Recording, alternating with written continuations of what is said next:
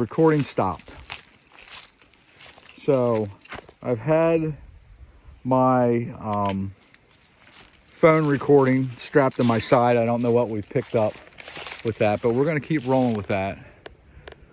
I obviously need to update my technology. I had another Sony camera that I've been using, and that is all of a sudden not working properly. Now I blame that on the years of riding ATVs and side-by-side the dust.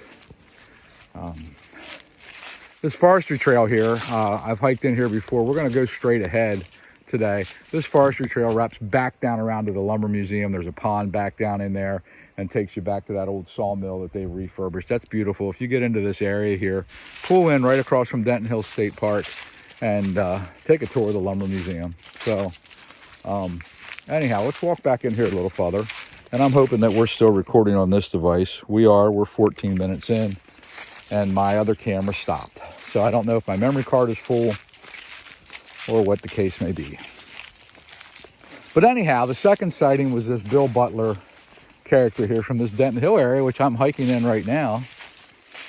Beautiful fall afternoon. It's getting pretty warm. I'm going to have to shed some clothes here soon. But wanted to come back and take a walk around a little bit. So the article said that Bill looked at the Potter County nondescript for a full minute or more.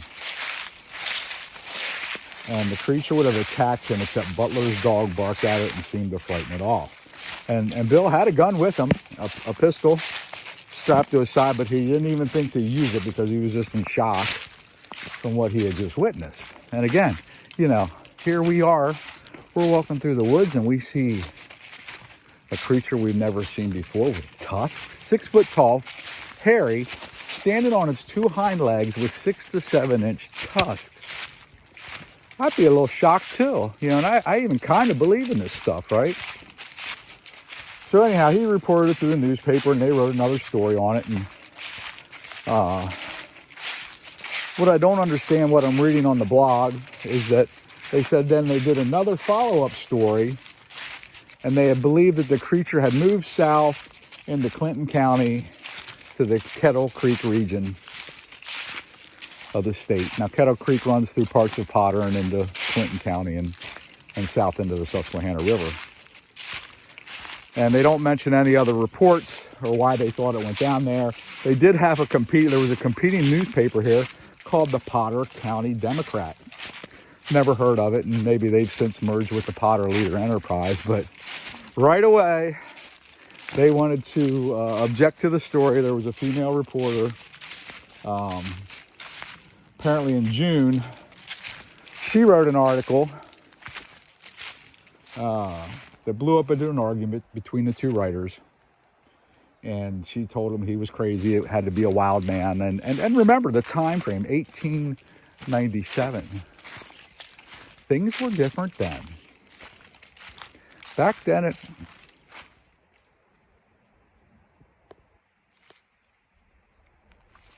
sorry, I thought I heard something up on the hill.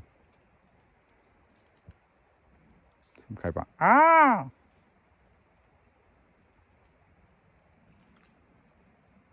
Anyhow. So, she disagreed with the writer of the Potter County, or the Potter Leader Enterprise, and he comes back to her, hey, I get it. You don't have to worry about it anyhow, honey, because, you know, your wild auburn hair would scare this thing away anyhow if you ran into it in the woods. So that's just the way we were back then. Men were, in lots of cases, highly discriminatory against women. If you had a child that was odd or different. Today they put them on drugs. They say it's ADHD and they put them on drugs and things like that. Back then they just put them in homes or insane asylums. The world was a different place. So now you can see this trail is definitely not traveled as much as the one that goes back down toward the lumber museum. So anyhow, they got into some arguments back and forth, the two newspapers, and after that, there were no more sightings of this Potter County nondescript, and things kind of went quiet on it. So, but here's what you have to ask, or here's what I'll ask you. Do you believe there's creatures lurking out here that we have yet to discover? What we call a cryptid?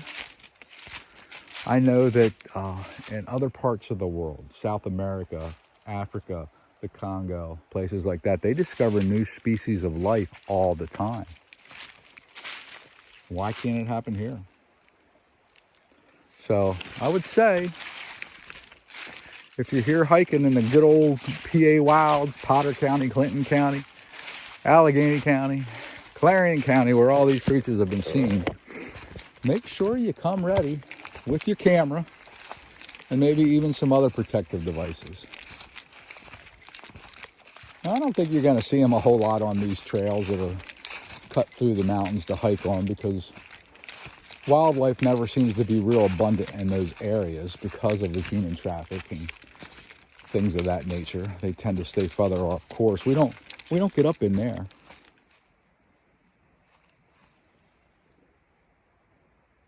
You know, I'm sure there's areas 100 yards off these trails that have never been stepped on by mankind, ever. And when you get out into the big mountains of Pennsylvania, let alone, I say it all the time, out in the Northwest, the Cascades, the Rockies, the Sierra Nevadas, you know, we have our national forest and our state forest and parks, and that's awesome, where we can get out and recreate, and it's relatively safe. Got a little water running right here, coming down off the mountain.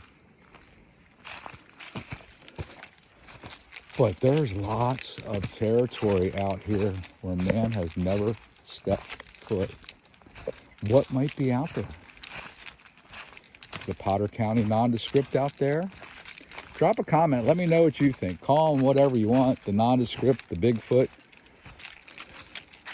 the Hoochie Coochie Woochie, the Clinton County G-Wiggle or G-Woggle, whatever that thing was called. The Elk County, what is it? I don't know. What do you guys think, huh? Jim Bull here. Jim Bull Talks. Floating around out here in the PA wilds. I'll tell you what, maybe I just need to upgrade my phone and get a better camera. Oh, I priced cameras today. Are you kidding me? My Canon digital SLR. This one's relatively new. I bought this after my MRA and Brat Magazine days, because I destroyed cameras about every 2 years shooting in the dust out racing motorsports events. It's easy to tear them up, riding side-by-sides and ATVs. And I haven't used this camera much yet, but it keeps shutting off automatically while I'm recording now. It's probably just the size of the memory card that I'm using or something. I don't know. But look, fall's coming, and I told my cryptid story. And boo, right? Ah! I did hear something. I wasn't making that up. It did sound like that up on the mountain here. And what would you do, man? If a 6-foot thing with tusks came barreling down over the mountain at you, what would you do? I got a 6-inch knife strapped to my side. Right? I don't have my revolver with me today. What would you do? Die, I guess. Or, you know, maybe it's a friendly creature. Maybe they're friendly, you know. The Bigfoot stories that we watch and listen to. So there's no proof, right? There's no bones. There's no real hard evidence. There's some footprints and things of that nature, and some very bad photos and videos. You know, we can get space images from outer space. You know, we can put a missile in a target 7,300 miles away, but we can't get a clear picture of a Bigfoot standing over there. I don't know, right? But not only do we not have that evidence, but no one's ever been attacked or harmed by a creature, something like that. So, is it myth? Is it true? I don't know. But the other reason I came out here was to check the leaves for you. And everything's pretty green yet. Now, when I first came in, there were some leaves, dead leaves on the ground. Like I said, it was pretty much a drought year till we had the flood, but the water levels are still low. You know, the water levels are still down, and they say that the reason the leaves die, Lisa, a friend of mine, taught me this the other day, and my wife said, hey, you didn't know that? Try to teach my wife something, right? So anyhow, Lisa says, you know, when the water dries up and the leaves can no longer pull the moisture out of the ground, that's when the leaves start to change colors, and then they go brown and they die and they fall off the trees. So I might be the only guy in the world that didn't know that, but there you have it. So I'm thinking the leaves are going to go pretty quick this year. Many times what happens is we get storms, it rains, the wind blows, and they just come down before they ever have a chance to really turn color and things like that. So, but I want to come out here every week or so and just try and give you updates. I don't know if it'll be this location. I do want to get across the street to Denton Go. Might spend the night over there. What do you think? Should I spend the night in the tent over there and see what kind of creepy crawlers might come out after dark? That a good idea, huh? I would probably bring some protection along other than my 6-inch knife. But there's still a lot of water here. I just passed another little spring running down through here. So there's still water around, okay? I imagine they were gushing during the flood. So hey, thanks for watching and following along. Jim Bull Talks here on YouTube, on Facebook. I talk about a lot of different stuff.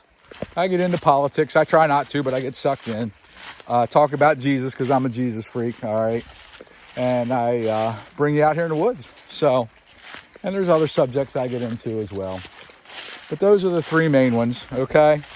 And my favorite is coming out here, you know, like Racer Kid. I used to take pictures of when, a long time ago, he's out, and him and his dad, they went on a big hunting excursion to Alaska recently. Joe and Joe, I'll call them. And Joey said it best. He says, nature is my church. Getting out here with my dad for the last 10 days, they went for moose and bear. They did shoot a bear, but no moose. But met a lot of great people, and the last thing Joey says that nature is my church. So, amen, right? We love you guys. Thanks for watching. Tune in for more spooky stories coming between now and Halloween and more trips out into the woods. Later.